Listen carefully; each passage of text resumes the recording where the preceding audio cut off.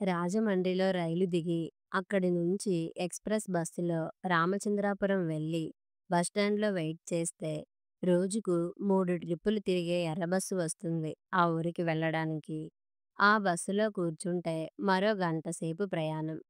అమ్మ ఎప్పుడైనా పుట్టింటికి వెళ్దామంటే, నాన్న ఎందుకంతలా విసుక్కునేవాడో మొదటిసారిగా అర్థమైంది నాకు. ఈ రోజుల్లోనే ఇలా ఉందంటే, అప్పట్లో ఇంకెలా ఉండేవో సౌకర్యాలు. నాకు తెలిసి నేనా ఊరికి 4, 5 సార్లు వెళ్ళుంటానేమో. అది బాగా చిన్నతనంలో మాత్రమే. ఆ తర్వాతెప్పుడూ ఆ ఊరికి వెళ్ళలేదు. అమ్మకి ఆ ఊరి నిండా బంధువులే అన్న సంగతి మాత్రం తెలుసు. నా చిన్నతనంలో తన ఊరు నుంచి ఏ శుభలేఖ వచ్చినా, శుభకార్యానికి పిలుస్తూ చిన్న కార్డు ముక్క వచ్చినా అమ్మ ఎంతగా సంబరపడిపోయేదో ఇప్పటికీ నాకు బాగా గుర్తే. అలాంటి సందర్భాల్లోనే అమ్మతో 1, 2 సార్లు ఆ ఊరికి వెళ్ళడం గుర్తుంది. ఆ తరువాత కొన్నాళ్ళకి పెద్ద మామయ్య, చిన్న మామయ్యలు కూడా హైదరాబాద్ వలస వచ్చేయడంతో ఆ ఊరికి వెళ్ళడం దాదాపు తగ్గిపోయింది. ఏ ముఖ్యమైన శుభకార్యాలకో అమ్మ ఒక్కతే పిన్ని వాళ్ళతోనో, మామయ్యలతోనో కలిసి వెళ్ళేది. వాళ్ళంతా మరీ బలవంత పెడితే నాన్న కూడా చాలా అరుదుగా వాళ్ళతో బయలుదేరేవాడు. ఈ మధ్య కాలంలో ఏ ఫంక్షన్ అయినా కాకినాడలోనో, రాజమండ్రిలోనో, ఎక్కువగా హైదరాబాద్‌లోనో జరుగుతుండడం వల్ల ఆ మాత్రం అవసరం కూడా కలగడం లేదు. ఇదిగో ఇప్పుడు ఇన్నాళ్ళకి మళ్ళీ ఆ ఊరికి వెళ్ళాల్సిన అవసరం పడింది.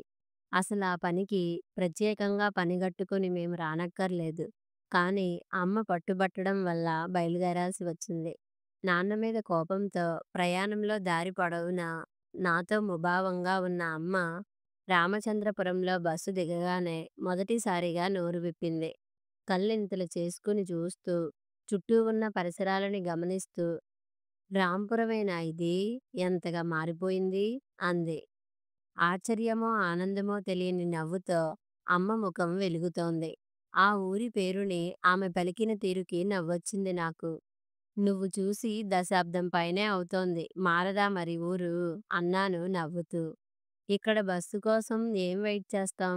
టాక్సీ ఏమైనా దొరుకుతుందేమో చూస్తాను" అన్నాను అక్కడి నుంచి బయటికి కదలబోతూ. "నీకు మీ నాన్నకి షోకులకేం తక్కువ లేదు. గంట గంటకి బస్సుందని శంకరం మావయ్య చెప్పాడు. టాక్సీ ఎందుకు? అసలు నువ్వొద్దన్నావు గాని శంకరం మావయ్య రాజమండ్రి స్టేషన్‌కే వస్తానన్నాడు" అంది అమ్మ. శంకరం మావయ్య అమ్మకి కజిన్ బ్రదర్. "అంత అవసరమేముందమ్మా? ఇక్కడి నుంచి మనకేదో ఒక వెహికల్ దొరక్కపోదు. అయినా నీకు తెలియని ఊరా ఏమిటి?" అన్నాను. ఆఖరి మాటలు ఆమె మీద బాగా పనిచేశాయి. "అవునవును" అంది. "ఇక్కడి నుంచి మా ఊరికి జట్కా బళ్ళు వెళతాయి. బస్సు కోసం చూసే ఓపిక లేకపోతే దాంట్లో వెళ్ళిపోదాం." నేను మళ్ళీ నవ్వాను. ఆలోగా ఒకరిద్దరు ఆటో డ్రైవర్లు వాళ్ళ దగ్గరికి వచ్చి, "ఏ ఊరెళ్ళాలండి?" అని అడిగారు. నేను ఆటో మాట్లాడుతుంటే ఆశ్చర్యంగా చూసింది అమ్మ. "లగేజ్ ఆటోలో ఉంచాము. ఇప్పుడు ఇక్కడికి కూడా ఆటోలొచ్చేశాయిరా. మీ చిన్నతనంలో బస్సులు, జట్కాలు తప్ప మరేం ఉండేవి కావు. మనం వస్తున్నామంటే మీ తాతయ్య రామచంద్రాపురానికి బండి పంపేవారు." ఆటోలోంచి బయట పరిసరాలని పరికించి చూస్తూ అంది అమ్మ ఆ రోజులని గుర్తు తెచ్చుకుంటూ. "ఆ బండిలో వెళ్ళాలంటే మీ నాన్నగారు విసుక్కునేవారు గాని, పిల్లలు మీరంతా బాగా సంబరపడేవారు ఆ ప్రయాణానికి." నాకు ఆ ఎడ్లబండి ప్రయాణం లీలగా గుర్తుంది. ఆటో మెయిన్ రోడ్డు వదిలి సెంటర్ దగ్గర మలుపు తిరిగి పక్కనున్న వేరే దారిలోకి వచ్చింది. సెంటర్ దగ్గర పుస్తకాలు పట్టుకుని నిల్చున్న కొంతమంది కాలేజీ పిల్లలు బస్సు కోసం కాబోలు ఎదురుచూస్తున్నారు. పచ్చగా మెరుస్తున్న పంట పొలాల మధ్య గీత గీసినట్టున్న సన్నని తారు రోడ్డు మీద ఆటో నెమ్మదిగా సాగిపోతుంది. అస్తమిస్తున్న సూర్యుడు ఆకాశంలో ఎర్రటి బంతిలా ఉన్నాడు. అప్పుడప్పుడే పసుపు రంగులోకి మారుతున్న పచ్చని వరి పొలాల మీద సింధూరం రంగు సూర్యకాంతి పడుతూ ఇంతగా పరావర్తనం చెందుతోంది. అలాంటి దృశ్యాలని కంప్యూటర్ స్క్రీన్ సేవర్ల మీదే తప్ప వాస్తవంగా ఎప్పుడూ చూడని నేను కళ్ళప్పగించి చూస్తున్నాను. పొలాల మీద నుంచి వచ్చే గాలి చల్లగా ఉంది. దారి పొడవునా ఏవేవో చిన్న చిన్న ఊళ్ళు వస్తూనే ఉన్నాయి. ప్రతి ఊరిని పేరు పేరునా చెబుతూ ఆ ఊళ్ళో తనకి తెలిసిన వాళ్ళు ఎవరెవరున్నారో చెబుతోంది అమ్మ. ఆటోలోంచి దాదాపు ముఖం బయటపెట్టి ఆనందంగా ఆ ఊళ్ళని చూస్తూ, ఆశ్చర్యపోతూ, తనకి గుర్తున్న ఆనాటి ఆనవాళ్ళని వెదుక్కుంటూ, వాటిని గుర్తుపట్టి, అదిగో కోమటి చెరువు, అదిగో శివాలయం అంటూ చూస్తూ, మళ్ళీ ఆశ్చర్యపోతూ, కనీసం నేను వింటున్నానో లేదో కూడా గమనించకుండా, జ్ఞాపకాల పుటలన్నీ తడుముకుంటున్నట్టు మాట్లాడుతున్న ఆమెను చూస్తే నాకు ఆశ్చర్యమనిపించింది. ఎక్కడా ఆగకుండా రావడం వల్ల 40 నిమిషాల్లోనే ఆ ఊరికి చేరుకోగలిగాం. అప్పుడే వచ్చేశామా? అంటూ ఆశ్చర్యపోయింది అమ్మ. ఊరిని దూరం నుంచి చూస్తూనే. ఊరి మొదట్లో కాలువ గట్టున ఉన్న విష్ణాలయం దగ్గర ఆటో ఆపించుకుని, మండపం మీదకి ఎక్కి, మూసి ఉన్న గర్భగుడి తలుపుల ముందర నిలబడి నమస్కరించింది. తిరిగి వస్తుంటే కాలవలోంచి నీళ్లు తీసుకుని వెళ్తున్న ఒకరిద్దరు అమ్మలక్కలు అమ్మని గుర్తుపట్టి పలకరించారు. జానకమ్మవి కదూ అంటూ.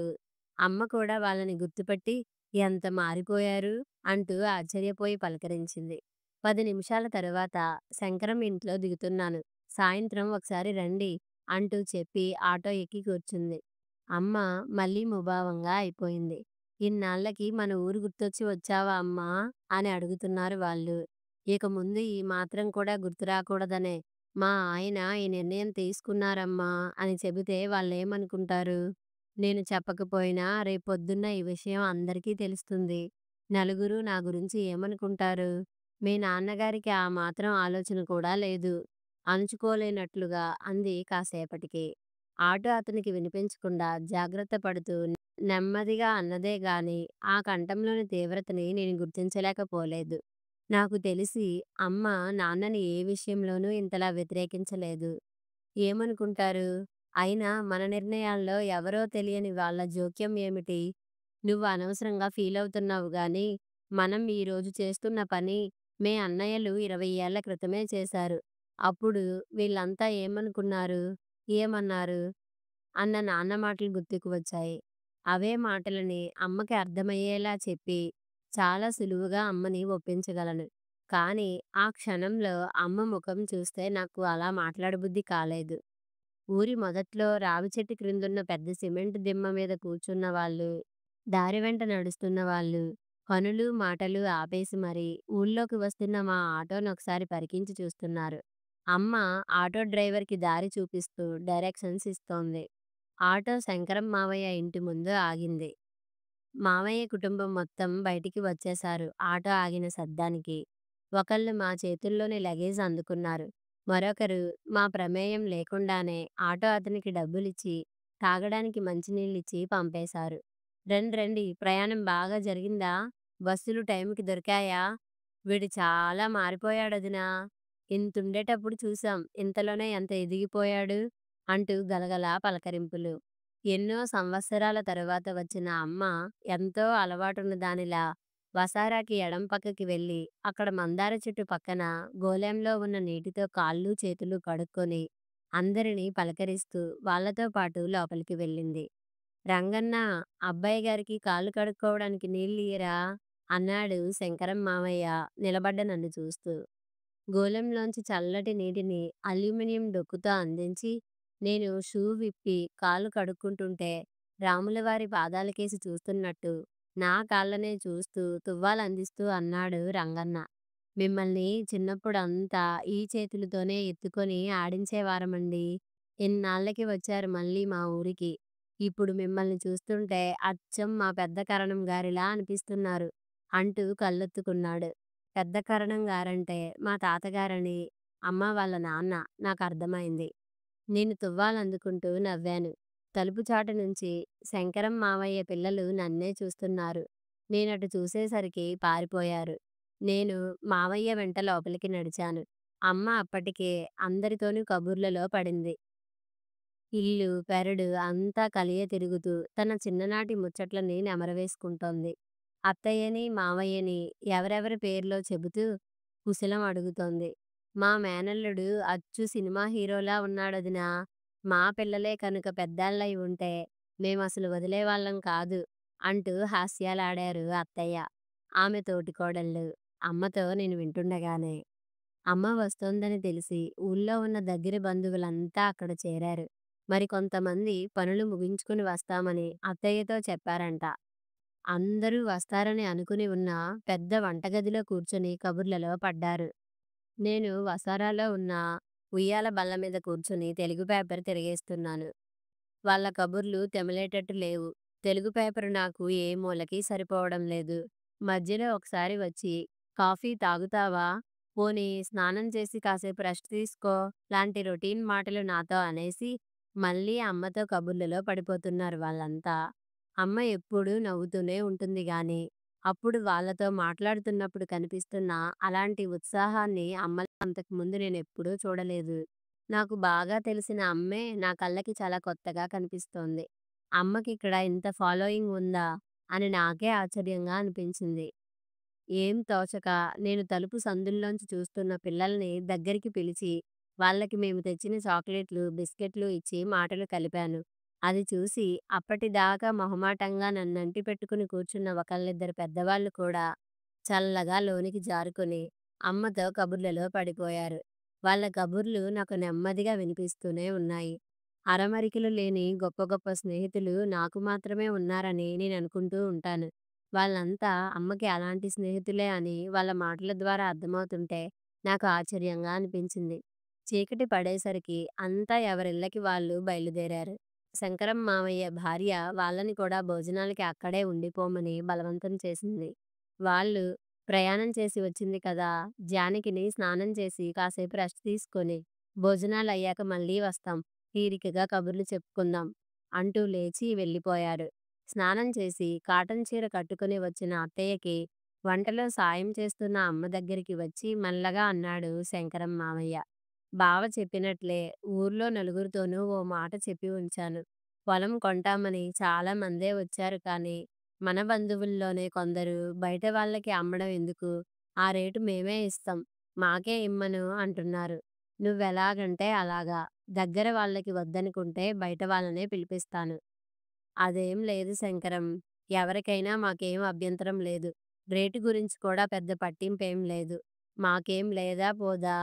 ఆయన ఉద్దేశం కూడా పొలాన్ని నమ్ముకుని డబ్బు చేసుకుందామని కాదు. పెద్దవాళ్ళమవుతున్నాం కదా! అన్నీ సెటిల్ చేసుకుంటే మంచిదని అమ్మేద్దామన్నారు. వంటగదిలోంచి వినిపిస్తున్న అమ్మ మాటలు వింటుంటే ఆశ్చర్యంగా అనిపించింది. నాన్న ఉద్దేశాన్ని అంత కరెక్టుగా అర్థం చేసుకున్న మనిషి మరి పొలాన్ని అమ్మేద్దాం అన్నందుకు నాన్నతో వారం రోజులుగా ఎందుకంతలా పోట్లాడిందో, మౌన పోరాటం ఎందుకు చేసిందో నాకు పజిల్‌గా అనిపించింది. చివరికి నాన్న మాటని కాదనలేక అయిష్టంగానే బయలుదేరింది. ఆ సంగతి నాకూ తెలుసక్కా. కానీ ఈ పొలమేనా ఉంచుకుంటే ఈ ఊరితో మీకు ఆ మాత్రం సంబంధమైనా ఉంటుందని అనుకున్నాను అన్నాడు మావయ్య. ఆ మాటల ద్వారా అమ్మ అంతరంగం కొంచెం కొంచెం అర్థమవసాగింది. అది సరేగాని శంకరం, జగన్నాథం మాస్టారునొకసారి చూడాలిరా. మళ్ళీ ఎప్పుడొస్తానో ఏమిటో అంది అమ్మ మాట మారుస్తూ. దానిదేముంది వెళ్దువుగానిలే. ఆయన కూడా బాగా పెద్దాయనైపోయారు. బయటికి రావడం లేదు. అస్తమాను నీ గురించి అడుగుతుంటారు. నిన్ను చూస్తే సంతోషిస్తారు అన్నాడు మావయ్య. అవున్రా, వచ్చిన దగ్గర్నుంచి చూస్తున్నాను. విశ్వనాథం కనబడలేదేం? ఎలా ఉన్నాడు? హఠాత్తుగా అంది అమ్మ. మామయ్య దీర్ఘంగా నిట్టూర్చడం వినిపించింది. ఎలా ఉంటాడు? అలాగే ఉన్నాడు. ఆ పాడు తాగుడికి ఇల్లు వల్లు గుల్లైపోయింది. ఇంట్లో వాళ్ళకి తినడానికి తిండి లేదు. కట్టుకోవడానికి బట్ట లేదు. ఆ పెళ్ళానికి పిల్లలకి అభిమానం జాస్తి. ఒకరి ముందు చేయి చాపడం ఇష్టం లేక అలాగే పస్తులుంటూ నెట్టుకొస్తున్నారు అన్నాడు. నేను వస్తున్నట్టుగా చెప్పావా? అంది అమ్మ. మధ్యాహ్నమే రోడ్డు మీద కనిపిస్తే చెప్పాను. మనిషి అదే స్థితిలో ఉన్నాడు. నీ ముందుకి అలా రాలేక రాలేదనుకుంటాను. లేకపోతే వచ్చేవాడే అన్నాడు మామయ్య. అమ్మ మౌనంగా ఉండిపోయింది. విశ్వనాథం అంటే ఎవరు? కుతూహలంగా అడిగాను నేను భోజనాలు చేస్తుంటే ఆయన ప్రసక్తి మళ్ళీ రావడంతో. మీ అమ్మ తను ఒకే క్లాస్ చదివేవాళ్ళు. ఇద్దరూ స్కూలుకి కలిసి వెళ్ళేవారు. మాకు దూరపు బంధువు. మీ అమ్మకి వరుసకి అన్నయ్య అవుతాడు. కానీ బంధుత్వం కన్నా స్నేహమే ఎక్కువ వాళ్ళిద్దరికీ. ఒకరంటే ఒకరు ప్రాణంగా ఉండేవారు అన్నాడు మామయ్య. రేపు నేను పెందలాడే బయలుదేరి విశ్వనాథం ఇంటికి వెళ్తానురా శంకరం. లేటైతే వాడు మళ్ళీ ఎటో వెళ్ళిపోతాడేమో అంది అమ్మ కొంచెం దిగులుగా. సరే, మా పెద్దదాన్ని తీసుకుని వెళ్ళు అన్నాడు మామయ్య. మా భోజనాలయి కాసేపు విశ్రాంతి తీసుకోగానే మళ్ళీ అమ్మ గ్యాంగ్ అంతా వచ్చేసింది. ఆరుబయట పెరట్లో మంచాలు పక్కలు వేసుకొని మళ్ళీ కబుర్లు మొదలు. నేనుంటే వాళ్ళ స్వేచ్ఛకి అడ్డుగా ఉంటాననిపించి, నాకు నిద్ర వస్తుందంటూ లోపల గదిలోకి వచ్చేసి పడుకున్నాను. వాళ్ళ మాటలు నెమ్మదిగా వినిపిస్తూనే ఉన్నాయి. మధ్య మధ్యలో అమ్మ విశ్వనాథం గురించి అడగడం కూడా వినిపిస్తూనే ఉంది నాకు. మర్నాడు ఉదయాన్నే అమ్మ తెమిలి బయలుదేరబోతుంటే, "ఎక్కడికి? విశ్వనాథం గారింటికేనా? నేనూ వస్తాను" అన్నాను. అమ్మ చిన్ననాటి ప్రాణ స్నేహితుడిని చూడాలని నాకు అనిపించింది. "సరే పద" అంది. అంతకు ముందు రోజు ఉన్న ఆనందం, ఉద్వేగం ఇప్పుడు ఆమెలో కనిపించడం లేదు. కంగారుగా, భయంగా ఉంది. చాలా కొత్తగా ఉంది నాకు అమ్మని అలా చూస్తుంటే. దారిలో ఒక్క మాట మాట్లాడకుండా ఏదో ఆలోచిస్తూనే ఉంది అమ్మ. పాతకాలం నాటి పెంకుటిల్లు అది. పైన చాలా మటుకు పెంకులు ఊడిపోయి, ఆ గాలిల్లోంచి వెలుతురు లోపలికి పడుతోంది. గోడలన్నీ బాగా మాసిపోయి, పెచ్చులూడిపోయి, లోపల ఎర్రమట్టి కనిపిస్తున్నాయి. మమ్మల్ని చూసి ఆ ఇంట్లోని వాళ్ళు సంతోషించడం కన్నా ఎక్కువ కంగారు పడినట్లుగా కనిపించారు. వాళ్ళ లేమిని మేమెక్కడ గుర్తించి బాధపడతామేమోనన్న కంగారు. గుమ్మంలోనే మాకు ఎదురువచ్చాడు విశ్వనాథం మామయ్య. తలారా స్నానం చేసి నుదుటిన విభూది రేఖలతో కనిపించాడు. అమ్మని చూసి కంగుతిన్నట్టుగా అయి సర్దుకుని నవ్వాడు. శంకరం చెప్పాడు నువ్వొస్తున్నావని. రాత్రి లేటయింది. పనుండి ఇదిగో ఇప్పుడు నీ దగ్గరికి వస్తున్నాను. ఈలోగా నువ్వే వచ్చేశావు అన్నాడు. అన్నాళ్ల తరువాత కలిసిన స్నేహితుడితో అమ్మ ఒక్క మాట కూడా మాట్లాడలేదు. అతడి వంకే తినేసేలా చురుగ్గా ఒకసారి చూసి చూపు తిప్పుకుంది. అతడి భార్యని పలకరించింది. కూతుళ్ళిద్దరినీ పిలిచి ఆప్యాయంగా దగ్గరికి తీసుకుంది. ఆయన గిలగిల్లాడుతున్నట్లుగా చూశాడు అమ్మ వంక. "మీ అబ్బాయా చాలా పెద్దాడైపోయాడు. ఈ మధ్య చూడలేదు కదా" అంటూ అమ్మతో మామూలుగా మాట్లాడడానికి ఆయన చేస్తున్న ప్రయత్నాలు చూస్తుంటే నాకు జాలి వేసింది. ఆవిడ కాఫీ కలపడానికి వంటింట్లోకి వెళ్ళింది. వెనుకే పెద్ద కూతురు కూడా వెళ్ళింది. నేను నెమ్మదిగా అక్కడి నుంచి లేచి పెరట్లోకి వచ్చాను. స్నానం చేసి విభూది రాసుకుంటే నేను గుర్తుపట్టలేననుకున్నావా? నువ్వు మారవా? అమ్మ గొంతు నెమ్మదిగా తీక్షణంగా అనడం వినిపించింది నాకు లోపల నుంచి. అలా వాళ్ళిద్దరి మధ్య మౌనం ముక్కలై క్రమంగా మాటలు మామూలయ్యాయి. నేను లోనికి వెళ్ళేసరికి విశ్వనాథం మావయ్య ముఖం తేటగా ఉంది. అమ్మ చేత తినాల్సిన తిట్లన్నీ తినేసినందుకు రిలీఫ్గా ఉందేమో. హుషారుగా, బెరుకు లేకుండా అమ్మతో మాట్లాడుతున్నాడు. అమ్మ ముఖంలో మాత్రం దిగులు. ఆ ఇంటిని పిల్లల్ని చూస్తుంటే. బయలుదేరే ముందు అమ్మ మేమెవరమూ చూడకుండా విశ్వనాథం మావయ్యతో చేతిలో చేయి వేయించుకొని రహస్యంగా ఏదో వాగ్దానం తీసుకోవడం కనిపించింది. ఆడపడుచు రాక రాక ఇంటికి వస్తే ఏమీ పెట్టలేకపోతున్నాను. అమ్మకి బొట్టు పెడుతూ పెరట్లో పూసిన మందార పూలని చేతిలో ఉంచుతూ అంది అత్తయ్య బాధగా. బయటికి వస్తుంటే అమ్మ కళ్ళనీళ్ళని ఆపుకోలేకపోవడం స్పష్టంగా కనిపించింది. నాకు చాలా విచిత్రంగా ఉంది ఇదంతా. మేము తప్ప మరే లోకమూ ఉండదన్నట్టుగానే కనిపించే అమ్మలో నాకు తెలియని కొత్త కోణాన్ని చూస్తున్నట్లుగా అనిపిస్తోంది నాకు. అమ్మ వంక చూస్తూనే ఆలోచనలో పడ్డాను. శంకరం మావయ్య పిలుస్తున్నాడు. నీతో మాట్లాడాలంట అంది అమ్మ. నేను అమ్మ చేయి పట్టుకుని ఆపాను. పొలం బేరం సంగతి మాట్లాడ్డానికేనా? వద్దు, నేను చెప్పేది విను. పొలం మనం అమ్మొద్దు. ఈ స్నేహితుడు విశ్వనాథం మావయ్యకి కౌలుకి ఇద్దాం అన్నాను. అమ్మ ఆశ్చర్యంగా చూసింది నా మాటలకి. అవును, నిన్న వాళ్ళ పరిస్థితి కళ్ళారా చూశాం కదా. చూడబోతే ఆయనకి చేయడానికి పనేం లేనట్లుంది. ఎంత నీకు మాటిచ్చినా 4 రోజులు గడిచేసరికి పనేం లేక ఆయన మామూలు దారిలోనే నడుస్తాడు. అతను మారాలంటే ఏదో ఒక పని కల్పించాలి. కౌలు డబ్బులు మనకేమి ఇవ్వనక్కర్లేదు. పొలాన్ని పండించుకొని ఆ కుటుంబం 3 పూటలా కడుపు నిండా తిని పిల్లలకి చక్కగా చదువులు చెప్పించుకుంటే చాలని చెబుదాం. అతడిని మార్చాలని ఎన్నో ప్రయత్నాలు చేశావు. ఈ చివరి ప్రయత్నం కూడా చేద్దాం. అమ్మ నా వంక ఆశ్చర్యంగా చూసింది. మరి మీ నాన్నగారికి ఏం చెబుదాం అంది. నేను అమ్మ వంక జాలి, నవ్వు కలిసిన చూపు చూశాను. ఆ పొలం నీ ఆస్తి. దాన్ని నువ్వేం చేసుకున్నా ఎవరికీ సంజాయిషీ ఇవ్వక్కర్లేదు అందామనుకున్నాను. కానీ ఆ మాటలతో అమ్మ కన్విన్స్ కాదని నాకు తెలుసు. అది నేను చూసుకుంటానులే. నాన్నని కన్విన్స్ చేసి మనం చేసిన పని కరెక్టేనని అనిపిస్తాను గాని, నువ్వు మీ ఫ్రెండ్‌ని పిలిచి మాట్లాడు అన్నాను. నా భరోసాతో అమ్మ విశ్వనాథం మావయ్యకి కబురు చేసింది. నేను చేసిన ఆ పనికి అమ్మ తరపు బంధువులంతా నన్ను ఎంతో మెచ్చుకున్నారు. పొలం అమ్మేస్తే నువ్వింక ఈ ఊరికి అసలు రావేమోనని భయపడ్డాం జానకి. ఇప్పుడా బాధ లేదు. విశ్వనాథం దగ్గర నుంచి కౌలు డబ్బులు ముక్కు పిండి వసూలు చేయడానికి నువ్వు తప్పకుండా రావాల్సిందే. కనీసం నువ్వొస్తావన్న ఆశైనా ఉంటుంది మాకు అన్నారు నవ్వుతూ. అమ్మ కళ్ళలో కూడా అదే భావం కనిపించింది. నా వంక కృతజ్ఞతగా చూసింది. నాకు గిల్టీగా అనిపించింది. పరీక్షల సమయంలో అమ్మ లేకపోతే చదువుకోలేనని, సెలవుల్లో స్నేహితులతో క్రికెట్ కోచింగ్, స్విమ్మింగ్ లాంటి వాటికి వెళ్ళడానికి సమయానికి అన్నీ అమర్చిపెట్టే అమ్మ లేకపోతే ఇబ్బందవుతుందని గొడవ చేస్తే, ఊహ తెలిసిన దగ్గర నుంచి మా కోసం అమ్మ ఎన్నోసార్లు తమ ఊరికి పెట్టుకున్న ప్రయాణాన్ని ఆఖరి క్షణంలో మానుకోవడం నాకు బాగా గుర్తుంది. అమ్మ మా మీద ప్రేమతో ఉండిపోయిందనుకునేవాళ్ళం కానీ, అందువల్ల తను కోల్పోయిందేమిటో తెలుసుకోలేకపోయాం. తిరుగు ప్రయాణంలో అమ్మ ముఖంలో ఏదో చెప్పలేని సంతృప్తి, సంతోషం.